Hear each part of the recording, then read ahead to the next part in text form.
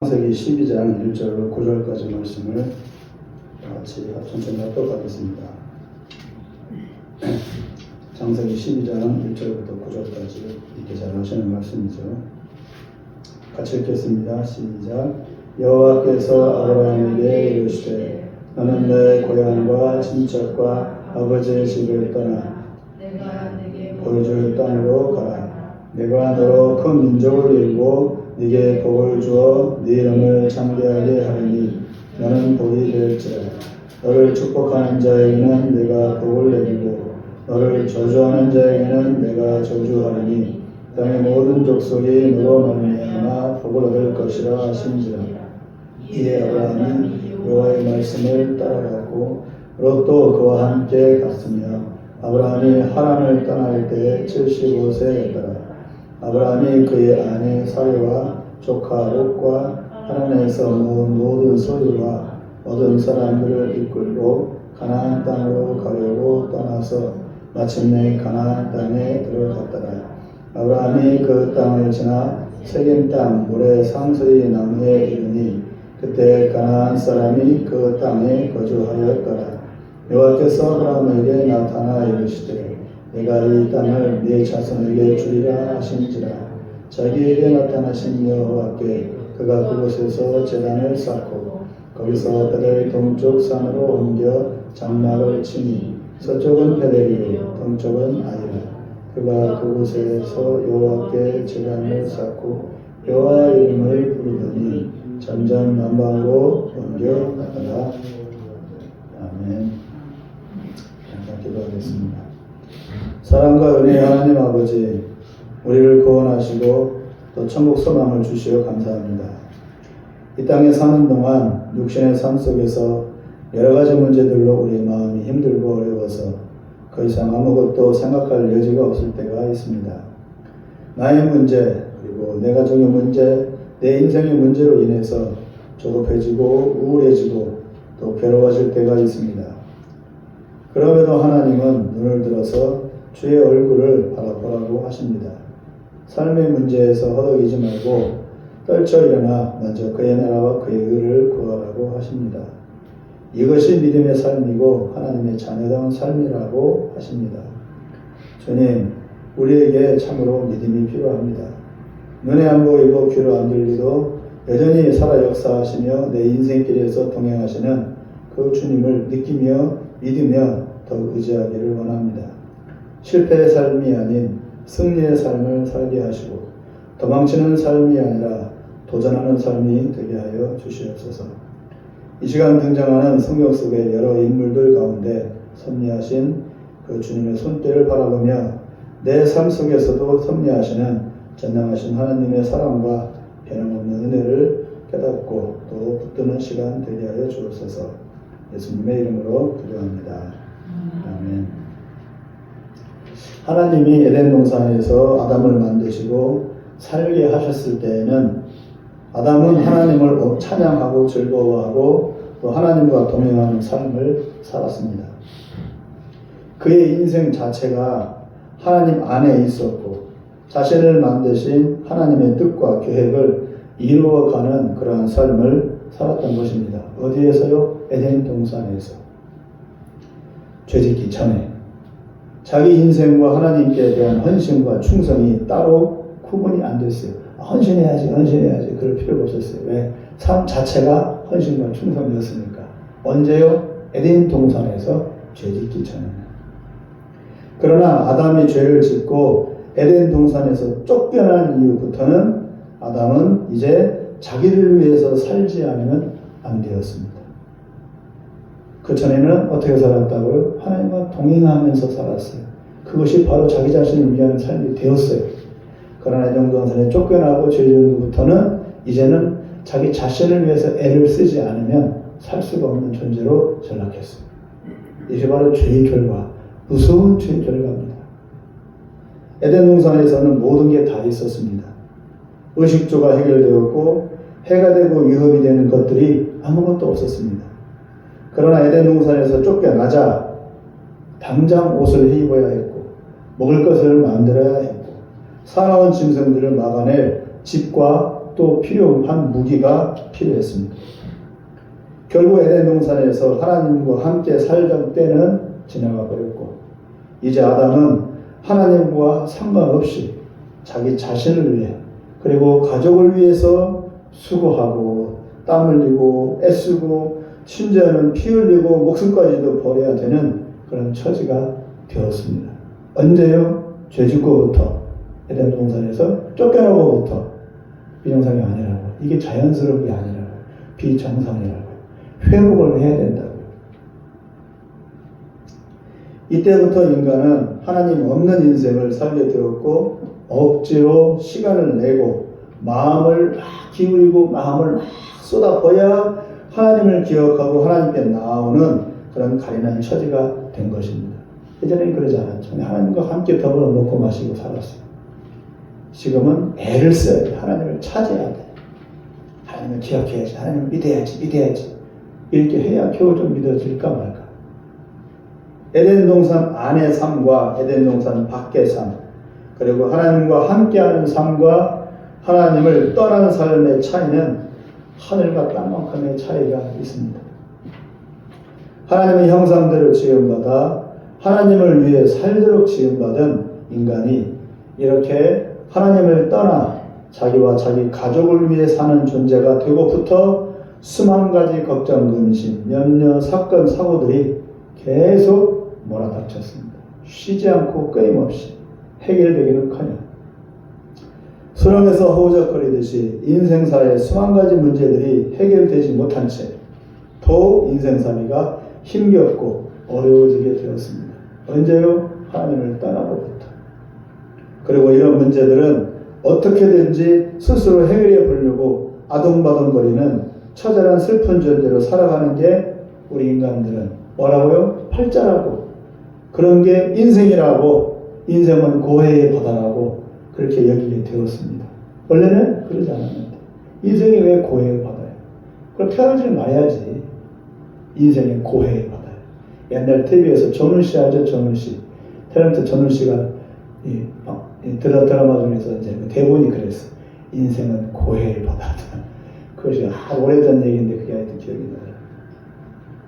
사실은 그러지 않은 거죠. 결국 죄 지은 인간은 전혀 죄와 괴로움과 슬픔 속에서 헤어나지 못하는 실패자가 되어버렸어요. 그럼에도 하나님은 포기하지 않으시고 우리 각자에게 새 길을 열어주시고 새로운 인생을 제시해 주십니다. 버리지 않고. 오늘은 나에게 역사하시고 계획을 갖고 계신 그 하나님의 비전과 은혜를 발견하고 심령을 새롭게 하는 절망과 슬픔 가운데서 노려놓고 승리의 삶을 꿈꾸는 그런 새롭게 하는 시간이 되기를 바랍니다. 세 사람을 소개하겠습니다. 먼저 아브라함이라는 사람이 있었습니다. 바벨론 제국에서 한 이방인으로 빌부터 살면서 자손을 낳아 일가를 이루는 게 그의 꿈이었지만 아쉽게도 그에게는 자식이 없었습니다. 꿈에도 소원은 아들 하나 얻는 것이었지만 이제 나이 75세가 되었고 아내 사라의 나이는 몇 세요? 65세였으니 이미 끝났다고 여겼습니다. 김명수 사모님 65세 된 여성이 애 낳을 수 있습니까? 낳을 수도 있어요. 그런데 어렵죠. 그죠? 100% 불가능하진 않지만 거의 99.99%는 불가능하겠죠. 가끔씩 70세 할머니가 애를 낳았다는 얘기도 들었어요. 유튜브에 나오더라고요. 특별한 경우죠. 그런 경우는. 이때 갑자기 하나님이라는 신이 나타나 그에게 고향 땅을 떠나 하나님이 지시하시는 땅으로 가면 아들을 주겠다고 말했습니다. 이 말을 듣고 갈까요? 안 갈까요? 가지 안 가겠어요. 아들을 주겠다는데. 이미 나이도 많고 이방인이었기 때문에 그 말에 얼떨결에 고향 땅을 떠나 무작정 나그네 길을 가게 되었습니다. 그러나 나라도 없고 민족도 없고 일가 친척도 없는 처지에 낯선 땅에서 치안도 안 되어 있는 그때는 약육강식의 시대죠. 그런 땅에서 살아가기에는 두렵고 어려운 일이었습니다. 가는 곳마다 부족들이 자기 땅이라고 영역 주장을 하고 지나갈 때마다 통행세를 내라고 했고 심지어 자기 아내에게 눈독을 들이기까지 했습니다. 자기 아내도 이제 뺏길 판이에요. 하나님의 말을 믿고 길을 떠나긴 떠났는데 그에게 닥치는 일들은 탄탄대로가 아니라 예상했던 대로였습니다. 아무도 아브라함 편을 들어주지 않았고 그를 보호해주지 않았습니다. 그는 직접 그 모든 시련과 어려운 환경들을 부딪히며 나아가야 했습니다. 심지어는 자기 아내까지 팔아먹어가면서 구걸해가면서 그렇게 살아가야 했습니다. 하나님께서 부름받은 삶이니까 하나님께서 다 책임져줘야 되는 거 아닌가요? 근데 하나님은 책임져 주지 않았어요. 보고는 계셨죠. 아브라함이 겪어가도록 내버려 두셨어요. 그래서 사람들은 그래요. 예수를 믿는데 왜 복을 못 받냐고. 예수를 믿는데 왜 평탄한 인생을 못 가냐고. 그럴 수 있어요. 그건 하나님의 뜻이니까. 예수 믿는다고 다 복 받는 건 아닙니다. 복을 못 받을 수도 있어요. 못 받는 것이 복일 수도 있어요. 그런 세월이 25년째가 되었을 때 드디어 약속한 아들을 얻었습니다. 그런데 아브라함 나이가 100세였고 아내 사라의 나이가 90세였을 때 아들을 얻었습니다. 이 사실을 누가 믿겠습니까? 사라는 자기가 아들을 낳아놓고도 기가 막히고 놀라웠습니다. 어찌 이런 일이? 이것이 하나님의 방법입니다. 하나님은 약속을 기어이 지켰고 그러나 긴 시간 동안 아브라함이 인내하고 견디고 그 자리를 지켜야만 응답해 주신다는 사실을 그제서야 아브라함과 사라는 깨달을 수가 있었습니다. 100세가 되었을 때야 아들을 얻은 것처럼 100세가 되었을 때야 하나님이 이런 분이구나 그제서야 알게 된 겁니다. 75세에 자기 자신을 부를 때가 아니라 100세가 되었을 때야 하나님을 알게 된 겁니다. 우리가 하나님 믿는다고 하지만 하나님을 얼마나 압니까? 전혀 모르거든요. 25년의 아들을 얻는 긴 시간 동안 아브라함과 사라는 믿음의 방법을 알게 되었고 하나님을 조금씩 알아가게 되었고 그래서 하나님이 다시 그 아들을 바치라고 하는 그런 일이 있었을 때 기꺼이 바칠 수 있었던 것은 어떻게 바칠 수 있었느냐? 하나님에 대한 믿음이 커지고 견고해졌기 때문입니다. 25년의 세월 동안. 결국 믿음이죠. 믿음이 있었기 때문에 아들을 바칠 수 있었던 것이지 생떼 같은 아들을 어떻게 짐승 잡듯이 잡아서 하나님께 바치냐고. 아무리 하나님이지만 어떻게 바치겠어요? 아버지가 외아들 어렵게 하던 아들을 못 바치지 당연히. 그러나 하나님이 아들을 바칠 수 있게 이미 25년 동안 아들을 얻는 과정을 통해서 아브라함의 믿음을 키우신 거죠. 아들보다 하나님을 더 경외하고 사랑하는 아들 있어요? 하나님 있어요? 어떤 걸 택할래요? 아브라함 보고 그 훈련이었던 거예요. 보통 일반인들은 당장 아들을 택하지 보이지 않는 하나님을 뭐하러 택해요? 내가 하나님 택하지 않고 하나님은 알아서 신이니까 알아서 계시겠지. 내가 아들을 책임지지 않으면 아들은 어떻게 살아? 그런데 하나님은 얄궂게도 아들을 택하지 말고 하나님을 택하기를 바라는 거예요. 이게 믿음이라. 이 믿음을 준비 안 되면 다 나가 떨어진다. 어려운 문제죠. 그러니까 이 믿음 어떻게 이루어지느냐? 연단과 훈련을 통해서 얻어집니다.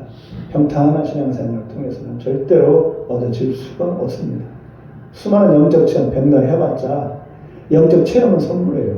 영적 체험을 소화를 못하면 자기 믿음으로 소화를 못 시키면 그 영적 체험들은 그냥 영적 체험했네 하는 경험밖에 안 되는 거예요. 아무 필요가 없어요. 이 과정 속에서 아브라함은 하나님과 함께하는 인생을 살았고 자신을 통해서 믿음의 가족, 믿음의 자녀들이 자라나게 된다는 점을 깨달았습니다.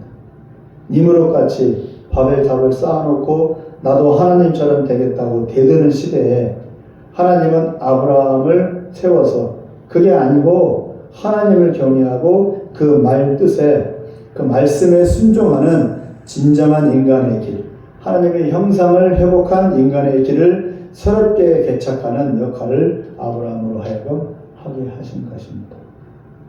그러므로 아브라함은 일평생 약속의 아들 하나를 얻은 것이 전부예요. 아브라함 인생을 통해 돌아보면은 아브라함이 뭘 했어요? 아들 하나 얻은 거, 아들 하나 바친 거, 그거밖에 없어. 그럼에도 불구하고 아브라함이 믿음의 조상이 될 수 있었던 것은 그를 통해 믿음의 샘물이 터지고 그 샘물이 대를 이어 흘러가는 소중하고 놀라운 역할을 아브라함이 수행했기 때문입니다. 오직 믿음 하나. 그래서 아브라함은 뭐라고 말합니까? 믿음의 조상이라고 합니다. 하나님이 그렇게 하신 겁니다. 아브라함은 원치 않았지만. 둘째로 모세는 이스라엘 민족이 애굽의 종살이 노릇을 하면서 겨우 목숨을 연명해 가고 있었을 때 이스라엘 민족의 히브리 민족의 한 가정의 자녀로 태어났습니다. 그러니까 노예 가정의 자녀로 태어난 거죠. 그러니까 모세도 노예였죠. 그러나 불행하게도 그가 태어날 때에는 애굽 왕 바로가 이스라엘 민족이 종살이하는 주제에 수가 너무 많아져 위험하다고 판단하여 아들이 태어나면 무조건 죽이라는 그런 명령이 칙령으로 애굽 나라 전체에 내려진 상태였습니다. 그러니까 모세는 죽을 운명인 거죠. 태어나봤자 죽을 운명. 그래서 모세도 죽어야 하는 운명이었는데 그 어머니의 믿음으로 강물에 띄워져 구사일생으로 살아서 애굽 공주의 손에서 왕자로 자라게 되었습니다. 노예의 자식, 그 다음에 죽어야 되는 운명이었는데 한순간에 역전이 돼서 어떻게 됐다고요? 죽이라고 명령을 내린 그 바로왕의 손자가 되었어요. 양손자가 되어서 결국은 왕자 노릇을 하게 됐습니다. 기가 막히죠? 소설보다 더 극적이고 놀라운 인생 역전입니다. 노예 자식이 왕자가 되었으니 어찌 이런 일이 있을 수 있겠습니까? 사람으로는 못하지만 하나님은 하실 수 있습니다. 노예에서 왕자가 된 모세는 40세가 될 때까지 궁전에서 최고의 대접과 최고의 왕교육, 제왕교육을 받은 것이죠. 최고의 교육을 받으며 살았고 차기 대권도 꿈꾸는 촉망받는 존재였습니다. 일설에는 애굽 왕의 친자식인 자식보다 이 모세가 더 똘똘했다고 그럽니다. 그래서 애굽 왕 바로는 자기 친자식보다 자기 딸의 양아들인 이 모세를 더 끔찍히 악했다고 그런 얘기가 있습니다. 그러니까 결국 바로 왕이 될 수 있는 거예요. 모세는. 그런 존재였습니다.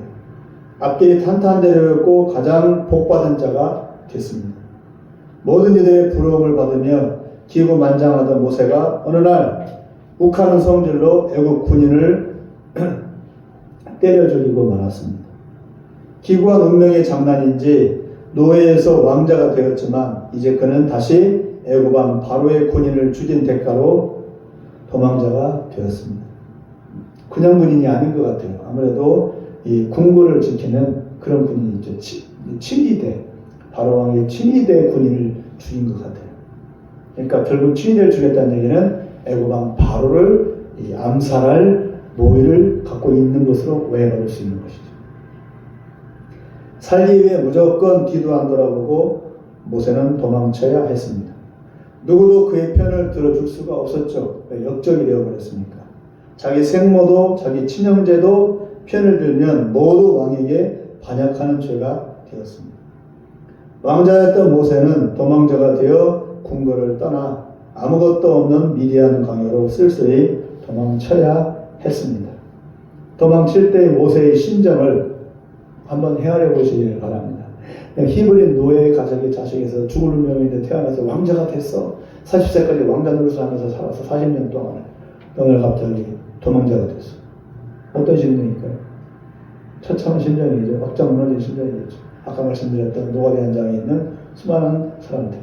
자, 한때는 잘 나가고 사장 소리 들으면서 사업 번창하고 잘 나갔던 사람들이 어느 날 갑자기 와르르 무너지고 사업 나가고 가정 깨져버리고 이혼 나가고 자식들 다 뿔뿔이 흩어져 버리고 혼자 입에 풀칠하기 위해서 근근히 인력 사무실 나와서 용역생활로 노가다 생활하는 사람들. 심정은 어떤 심정인지. 죽지 못해 사는 심정이겠죠. 대보지 않고 모르겠죠. 반납 들어봤자. 대보지 않고 몰라요. 인생 역전의 행운하였다가 이제 인생 꽝이 된 실패자가 되었습니다. 모세가. 하나님은 모세를 왜 이렇게 살게 하실까요? 올라갔다 내려갔다 올라갔다 내려갔다 그냥 이렇게 평범하게 살게 하시지 왜 자꾸 올라갔다 내려갔다 올라갔다 내려갔다 아주 힘들잖아요. 그냥 평범하게 살았으면 좋겠는데 높아졌다가 낮췄다가 주었다가 다시 빼앗는 변덕이 심한 하나님으로 보여집니다.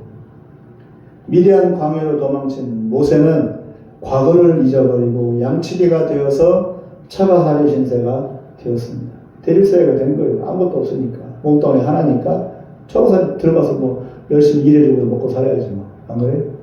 대립사회도 해야 먹고 살지. 집도 가족도 과거도 없는 잊혀진 존재. 무일푼인 아무것도 가진 게 없죠. 가진 것은 달랑 몸뚱아리 하나. 그를 미디안의 어느 목동 가정이 받아주어서 대릴사회가 되어 그 집에서 모세는 장장 40년을 다시 살게 되었습니다. 궁궐에서 40년, 그리고 미디안 광야 양치기로 40년. 성경에 이렇게 나오니까 다 아는 내용이죠. 그러나 이 모세의 심령을 한번 헤아리면서 한번 보시기 바랍니다. 어떤 심령? 이거 모르면 성경 백날 읽어봤자 헛거예요. 40년의 궁궐 생활과 다시 40년의 처가살이 양치기 생활을 겪으며 모세는 어떤 심정이었을까? 하나님이 포인트를 두고 있는 것은 바로 그겁니다. 모세의 마음, 모세의 심정, 올라갔다 내렸다, 기뻤다 절망했다, 기뻤다 절망했다 하는 그 모세의 심정에 하나님은 포인트를 두고 있는 겁니다. 왜? 그렇게 해야 사람이 만들어집니까? 이런 경우 해보셨습니까? 김명 사모님? 해보셨어요? 아니야, 쓰러지면 안 돼. 내 팔자가 더러워도 무너질 수 없어. 이겨내야 돼. 내 인생 다시 역전될 거야. 어떻게든지 이를 뿌득뿌득 하면서 일어서야 돼. 라고 모세는 희망을 가졌을까요? 그러면 더 해야 돼. 그러면 40년을 더 살아야 돼. 광야에서. 어떻게 해야 돼요? 다 포기해야 돼. 병신이 되어버려요. 바보가 돼요. 쉽게 말하면 성경적으로 말하면 다 내려놔야 돼. 고생해서 고상하게 내려놔야 된다라고 표현을 하죠. 그러나 우리 식대로 말하면 그냥 다 포기해버려야 돼. 그냥 다 포기해버려. 이제 내 인생 끝났구나. 내 인생 끝. 여기서 끝났구나. 이제 될 대로 돼야 되나 이제 그런 심정이라고요. 모세는 하나님은 나를 기억할 거야. 하나님 나를 기억할 거야. 그래서 하나님이 모세를 다져온 게 아니에요. 모세가 완전히 다 내려갔을 때, 다 자포자기 했을 때, 그때 하나님이 내려갔어요. 물에 빠진 사람을 구출하려면 어떻게 된다고요? 살려주세요, 살려주세요 외칠 때 들어가면 안 돼요. 자기도 빠져들어가 붙잡혀서. 살려주세요, 살려주세요, 살려주세요 라고도 말도 못하고 꼬록 할 때 들어가야 돼. 그때 끄집어낼 수 있어요. 살려주세요 라고 소리 지를 때 들어가면 자기도 퍽 빠져들어가. 내가 태어난지 살아야 될 거야. 다시 일어날 거야. 다시 회복할 거야. 라고 뿌득뿌득 하면서 열심히 누시퍼를 뜨고 그럴 때는 하나님 개입하는 거예요. 그럼 하나님도 끌려들어가. 어떻게 할 때요? 다 포기해버리고 다 완전히 내 인생 끝났구나 라고 페인됐을 때 그때 하나님 그렇죠. 성경이 그래요. 성경이 그런 말이 있어요. 다 그랬어요. 제 얘기가 아니에요. 어제 김치 담았잖아요. 그저께. 김치가 숨이 팍 죽어야 김치를 담그죠. 그렇죠, 김 여사모님? 빳빳하게 살아있잖아요. 권사님, 그러면 안 되잖아요. 그럼 어디로 가요? 김치가 안 되고 겉절이로 갑니다. 살아있으면 안 돼요. 완전히 숨이 죽어야 돼요. 인생이 그래요. 숨이 죽어야 돼요. 오직 뭐만 바라봐야 돼요? 하나님만 바라봐요. 숨도 못 쉬고 숨을 쉴 힘도 없을 때까지. 하나님 그때까지 그 40년 동안을 양치기로 생각을 해보세요. 왕자로 40년 산 사람이 40년을 목동으로 살아. 그 당시에 우리 목동 개념은 그 중동 목동은 어떻게 생각하냐면은 이제 양떼를 끌고 나가잖아요. 양떼를 끌고 풀을 먹이잖아요. 양떼를 아침에 끌고 나갔다 저녁 때 들어오는 게 아니에요. 양떼를 끌고 나가면은 한 일주일쯤 나가요. 많으니까 일주일 동안 데리고 나가서 일주일 동안 양들과 함께 먹고 살아요. 양들과 함께. 잠 어디서 자요? 양들 속에서 자요. 양 무리 속에서. 양 똥똥 냄새나는 양 속에서 양 털이 있으니까 그냥 양이 되는 거예요. 양이. 중동의 목동은 그래요. 그러니까 한 가보니까 중동 목 양치기들이 옷이 완전 거지요. 거지. 때가 잔뜩 끼어가지고 씻지도 못하고. 그런 양치기예요. 모세가. 그런 생활을 얼마요? 40년을 살았어요. 그러니까 모세가 씻지는 못하고 그런 양생을 생각하는 모세 스스로도 나는 다시 일어날 거야 이런 생각을 하겠어요? 나는 똥냄새 나는 모세, 나는 양치기. 그런 생활이겠죠. 나이가 80까지 됐는데 무슨 소망이 있겠어요? 천만에 모세는 자기에게 닥친 풍파가 너무 벅차고 감당하기 어려워서 이제 모세는 바보가 되었습니다. 바보가 됐어요. 노아 현장 가면은 바보처럼 행동하는 사람이 많아요. 똘똘한데. 윤식이 반장님도 책을 많이 보거든요. 노아 대본이지만.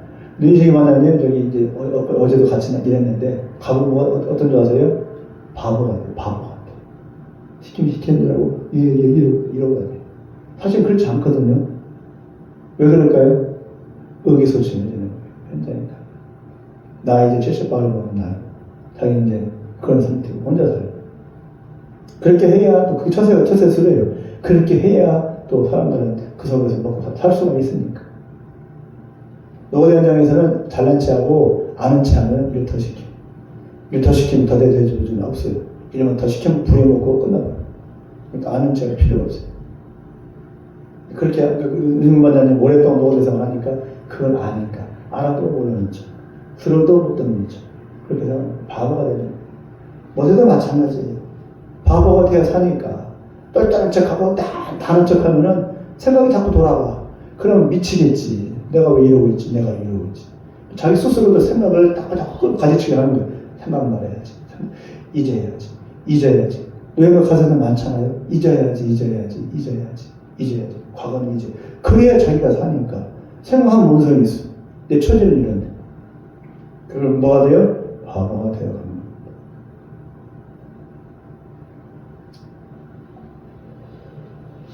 말도 못하고 원망도 못하고 성질도 부리지 못하고 노숙자처럼 하면서 시키는 대로 다 하며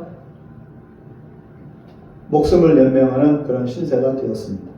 누가 싫은 소리 해도 다 들어주고 무슨 힘든 일을 시켜도 순종해야 하는 가진 것 없는 처가살이 그리고 공처가가 되었습니다. 마누라한테도 꼼짝 못해요. 아무 생각, 아무 감정도 가질 수 없었습니다. 눈물도 말라버렸고 열정도 식어버렸고 그리고 왕자였던 지난날의 기억도 깡그리 다 잊은 지 오래입니다. 이제야 사니까 본인 스스로가 잊었겠지. 기억 안 하려고 했겠지. 내일은 양떼를 끌고 어디로 갈까? 만을 염려하는 말 그대로 양치기였습니다. 그냥 살기 위해 숨을 쉬는 강시 같고 좀비 같은 존재로 살았습니다.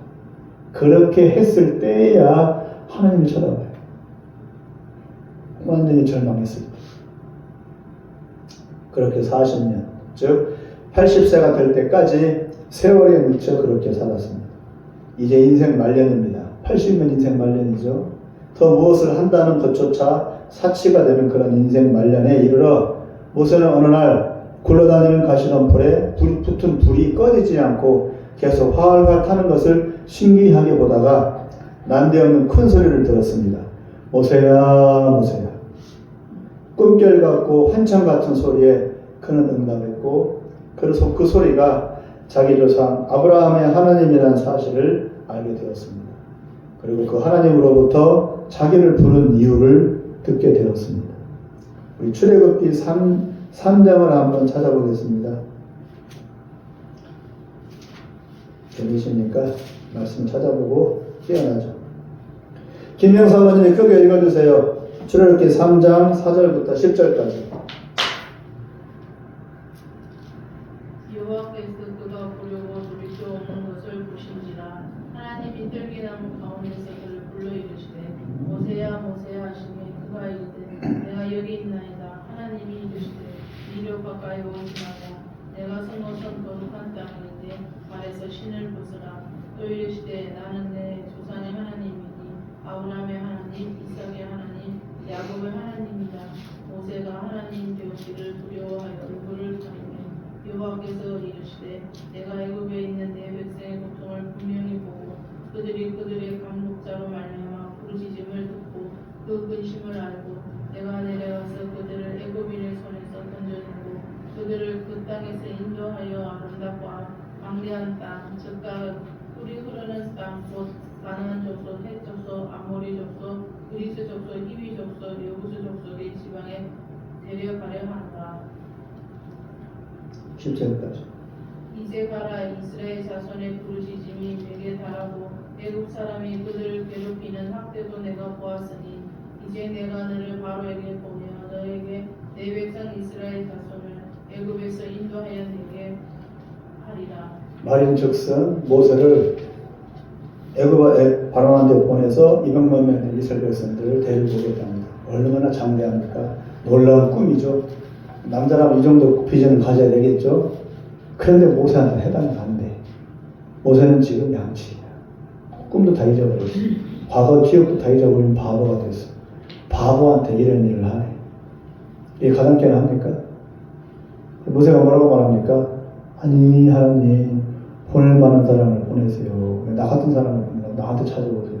나 뭔 상관있다고. 그래서 그게 나와 뭔 상관인데 내가 뭘 할 수 있다고 날 부릅니까? 내 꼴을 보세요. 그냥 양치기예요. 내일 양떼 끌고 다른 데로 멀리 가야 해요.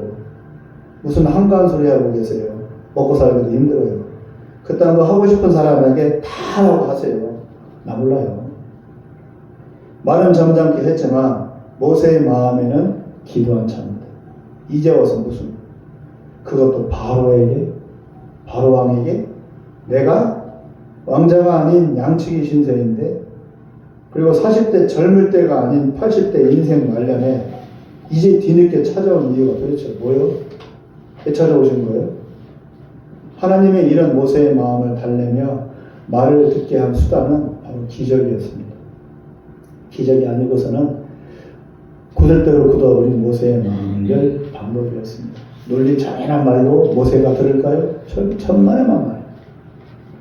상식으로는 이해 안 되고 할 수 없는 일들을 모세로 하여금 직접 행하게 하신 다음에야 모세는 마음이 풀렸고 자신감을 회복하여 애굽 땅을 향해 갈 수가 있었습니다.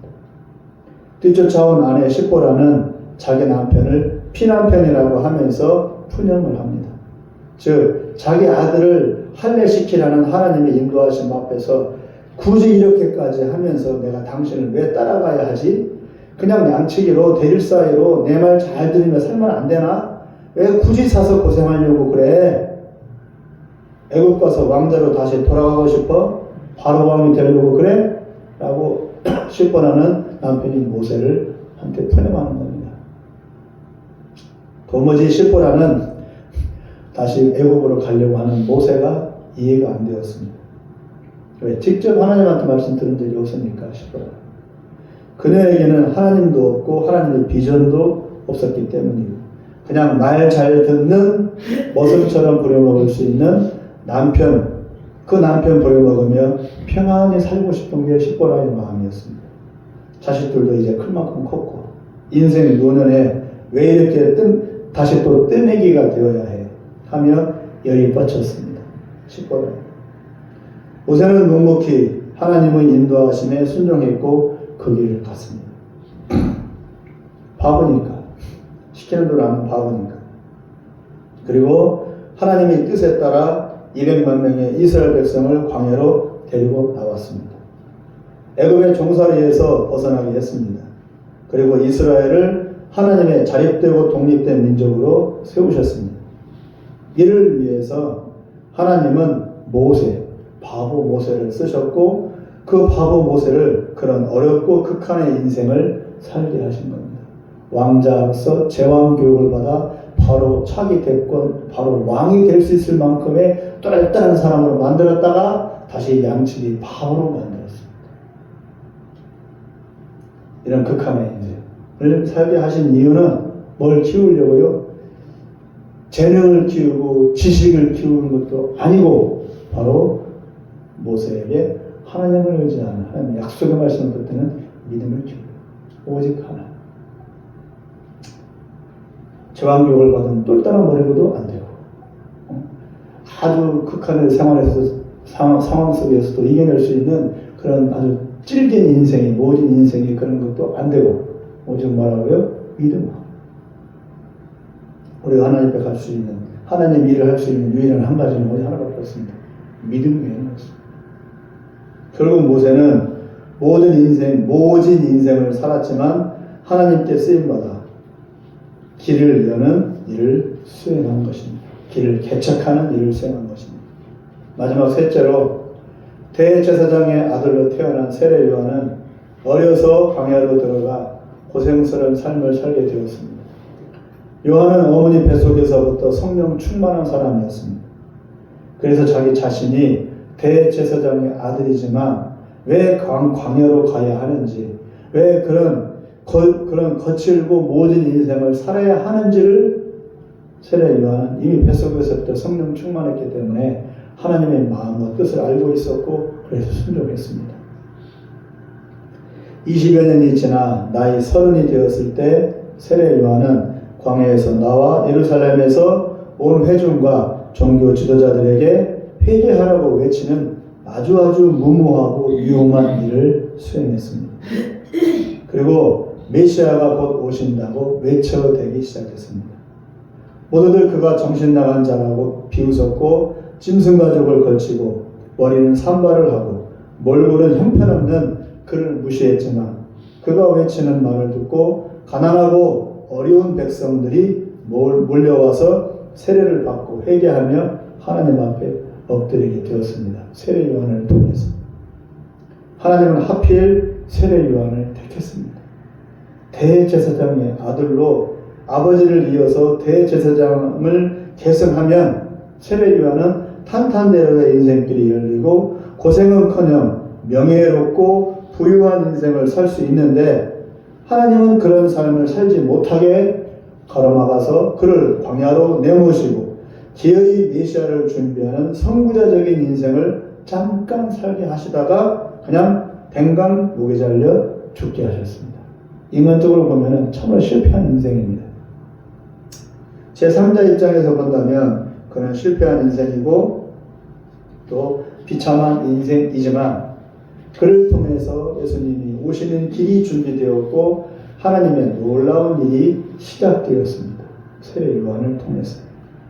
하나님이 하고자 하시는 일을 위한 방법은 인간의 상식과 전혀 맞지 않습니다. 그래서 원망과 탄식과 불평과 실망이 앞섭니다. 죽음보다 더 깊은 절망, 죽음보다 더 깊은 우울감이 몰려옵니다. 사람에게는. 하나님 그렇게 하시는 그런 모습 속에서. 아브라함도 모세도 세례 요한도 절망하지 않았을까요? 믿음 충만, 성경 충만, 항상 으쌰으쌰 그랬을까요? 그러면 안 쓰죠.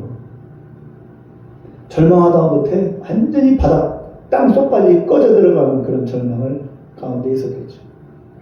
그랬을 때 하나님 쓰시는 거예요. 아브라함, 모세, 요한 모두가 그랬습니다. 그러나 결국에 가서는 승리의 삶이 되었습니다. 본인 스스로 노력으로? 아니, 하나님께로부터 쓰임받았습니다. 하나님은 길을 열기 원하십니다. 그 길을 위해 누군가를 반드시 쓰시며 그 누군가를 또한 준비시키시고 또 그렇게 만드십니다. 지금도 만들고 계시겠죠. 누군가인지는 모르겠죠. 쓰시기 위해서. 우리 모두가 다 그런 쓰임받는 가운데 있다는 겁니다. 그러므로 우리가 힘들고 어려운 처지에 있다 할지라도 자기가 갖고 자기 연민에 빠져서 슬퍼할 필요 없습니다. 하나님 붙들고 의지하면 다시 일어설 수 있는 것이죠. 시간이 지나면 긴 시간이 지났잖아요. 아브라함도 25년, 아들을 바치기까지는 거의 40년이 넘었어요. 모세도 40년, 세례 요한도 대여 살에 광야로 가서 나이 30에 돌아갔으니까 20여 년. 보통 수십 년이에요. 사람이 수십 년 동안의 고난과 어려움 속에 살아야 철이 드는 것 같아요. 어떤 사람은 100년이 지나도 못 고치죠. 말씀을 맺겠습니다. 아브라함도 모세도 요한도 자신들이 원하는 인생을 살지 못했습니다. 그리고 그들의 인생길도 순탄하지 못했습니다. 탄탄대로가 아니었습니다. 빛나고 화려한 열매도 없었어요. 그러나 하나님이 그들을 부르셨고 세우셨고 사용하셨습니다. 중요한 것은 그것이에요. 하나님께 쓰임받았다. 세상 사람들은 그들을 인정하지 않지만 하나님은 그들을 통해서 인정은커녕 더 나아가 그들을 통해서 구원의 물줄기를 이루고 하나님 자신의 뜻을 이루었습니다. 그들은 지치고 손해보고 힘겨운 인생으로 보이지만 길을 여는 삶을 산 것입니다. 길을 여는 삶. 그러니까 선구자적인 삶을 산 것입니다.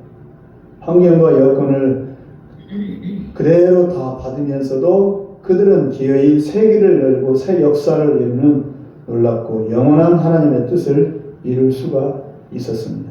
본인들의 노력과 의지로요? 아니라 하나님께서 역사하셨어요.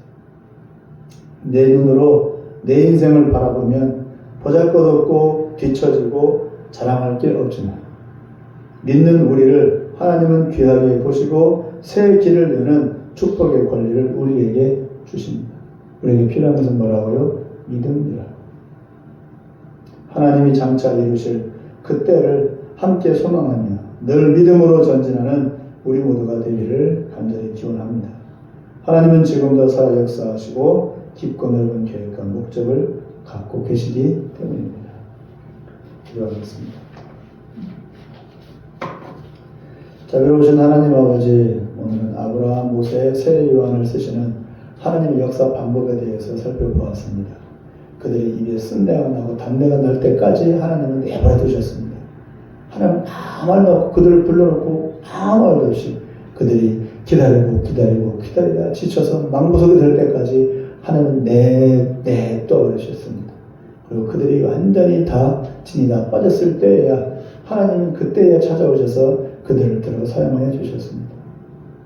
우리 인생이 고난이고 우리의 인생길이 힘들고 어렵지만 그런 과정을 속에서 하나님은 우리를 만드시고 오직 하나 믿음을 키우고자 하십니다. 우리가 하나님의 그 역사하심 앞에 믿음으로 반응하게 하시고 그래서 하나님의 귀한 아름다운 일꾼들로 쓰임받는 우리 모두가 되게 하여 주옵소서. 믿음으로 승리케 하옵소서. 예수님 이름으로